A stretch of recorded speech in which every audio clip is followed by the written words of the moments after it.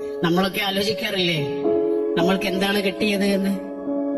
പലപ്പോഴും നിരാശയൊക്കെ വരും മനുഷ്യന്. എത്ര ചോദിച്ചു എന്നിട്ടും അള്ളാഹു തരുന്നില്ല. നിരാശ എത്ര പെട്ടെന്നാണ് മനുഷ്യനെ പിടികൂടുന്നത്.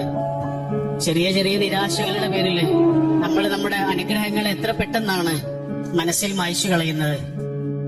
അപ്പോഴൊക്കെ നമ്മൾ ആലോചിക്കേണ്ടത് ഒന്നും കിട്ടാതെ പോയ റസൂലിനെയാണ്. ഉപ്പയെ കണ്ടിട്ടില്ലാത്ത കുട്ടിയായിരുന്നു, ഉമ്മ നഷ്ടപ്പെട്ട കുട്ടിയായിരുന്നു. എത്ര കുറച്ച് വിഭവങ്ങൾ കൊണ്ടാണ് ജീവിച്ചത്. എത്ര അനാഥത്വവും സങ്കടങ്ങളും പേറിയ ജീവിതമാണ്. സന്തോഷങ്ങളൊക്കെ തിരിച്ചു വരികയാണ്. വറ്റിവരണ്ട ആ ജീവിതത്തില് പൂക്കളും ചെടികളൊക്കെ പിന്നീട് വിടരുകയായിരുന്നു. എന്റെ ജീവിതത്തിലും ഇങ്ങനെ സംഭവിക്കാലോ.